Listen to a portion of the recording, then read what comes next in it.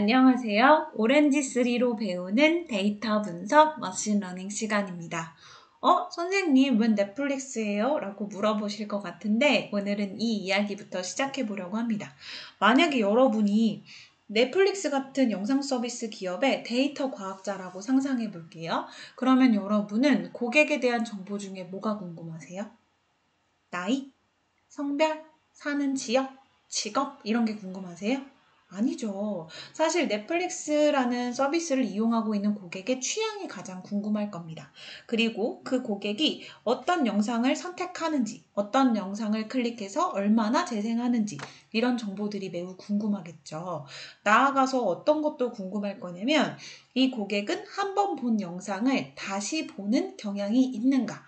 그러면 좀 시간이 지난 다음에 다시 추천해 줄 수 있잖아요. 그리고 이 고객은 특정 시간에 접속하는가? 이 고객이 많이 접속하는 시간에 알림을 보내줄 수도 있잖아요.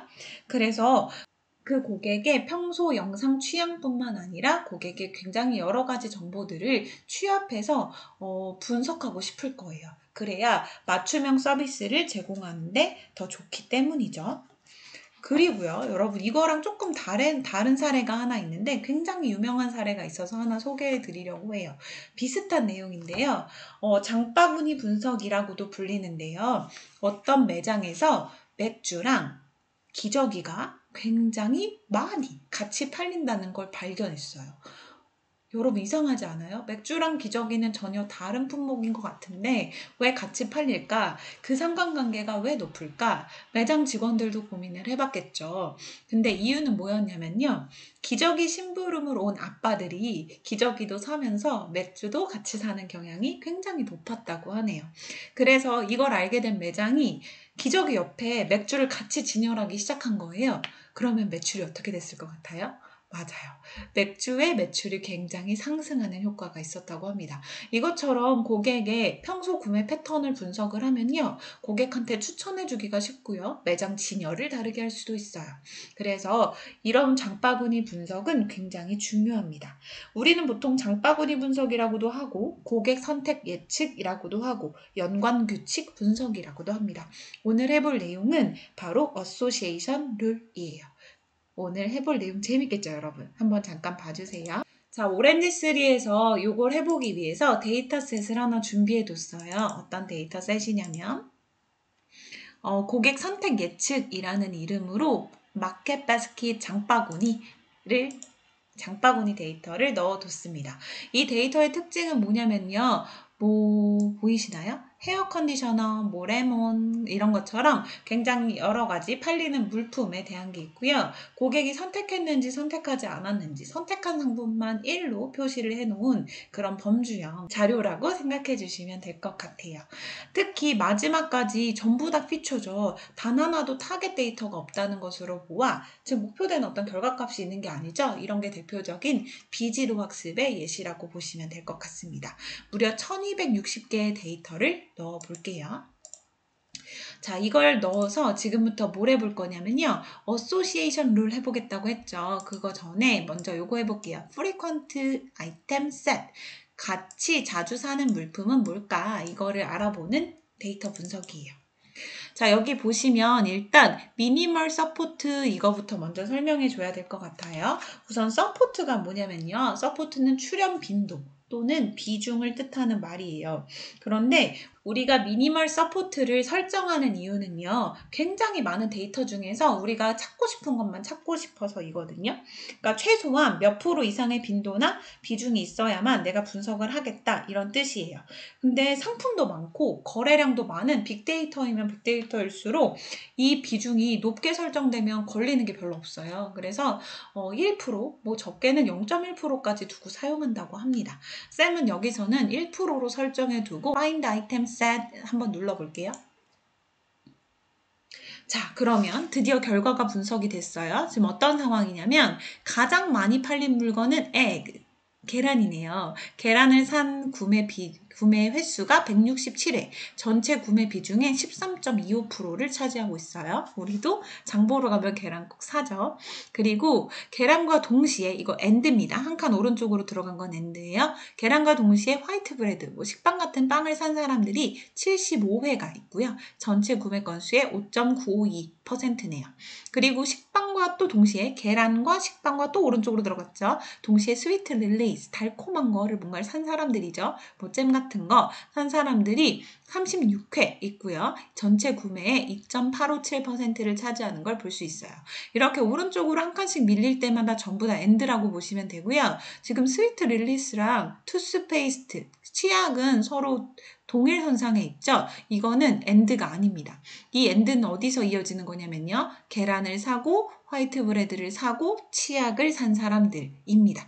그래서 그런 사람들이 44건 있었고 전체 구매하는 사람들 중에 3.492%가 있다. 이런 식으로 분석이 된 거라고 보시면 돼요. 자, 근데 이건 이렇게 일일이 찾아봐야 되잖아요. 특정한 물건을 산 사람들이 다른 물건을 어떤 걸 많이 사는지 바로 알고 싶다. 그랬을 때 다른 위젯을 사용할 수 있어요. 바로 이 어소시에이션 룰입니다. 자, 요거를 연결해 보면요. 아까랑 마찬가지로 미니멈 서포트를 설정하게 나오는데요. 쌤은 아까랑 똑같이 1%로 설정해 두도록 할게요. 그리고 그 밑에 미니멈 컨피던스, 다시 말하면 신뢰, 얼마만큼의 신뢰 수준으로 분석해 주기를 원하니 인데요. 뭐 100%로 원하면 100으로 해도 되는데 쌤은 90%로 두고 분석을 해보도록 하겠습니다. 그래서 분석을 해볼게요. 시간이 약간 걸리지만 네, 분석이 완료됐어요. 자, 이걸 보는 방법은요. 여기 antecedent라고 돼 있는 거는 뭐냐면 말하자면 if예요. 이 물건을 산 사람들이 consequent, 결과, 이 물건도 샀다더라 이런 거라고 생각하시면 됩니다. 그래서 첫 번째 행을 보시면 98% 팻프리 햄버거, 그러니까 98%나 지방을 줄여놓은 햄버거랑 휘트 브레드, 호밀빵을 산 사람들이요. 화이트 브레드도 사더라. 얼만큼의 확률로요?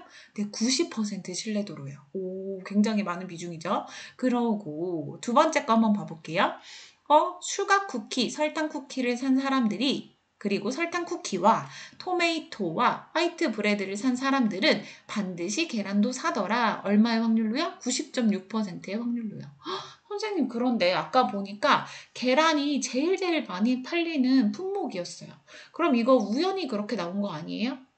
이거 어차피 많이 팔리는 거니까 얘네 산 사람들이 많이 산 것처럼 그냥 분석되는 거 아닌가요? 이렇게 오해하실 수도 있어서 쌤이 다른 지표를 하나 더 소개해 드릴게요. 그 지표는 바로 리프트입니다. 리프트는 어떤 지표를 뜻하냐면요. 이 해당 항목 말고 다른 물건을 산 사람들이 계란을 사는 경우와 이 해당 항목을 산 사람들이 계란을 사는 경우를 비교해요. 그랬을 때 이게 얼마나 높은 수치치를 보여주는 수치라고 보시면 돼요. 그러니까 이 해당 항목과 전혀 상관없는 것들을 산 사람들이 계란을 산 거에 비해 무려 6.838배 높은 수치로 계란을 산 걸 알 수 있어요. 그러니까 이 리프트는 1보다 크면 클수록 의미가 있는 건데요. 무려 6.838이라면 굉장히 높은 의미 있는 수치라는 걸 여러분도 아실 겁니다. 선생님, 그러면 리프트가 굉장히 중요한 수치군요. 그렇게 생각하실 수 있죠. 네, 쌤도 그렇게 생각해요. 그래서 리프트를 기준으로 다시 한번 정렬을 해보도록 하겠습니다.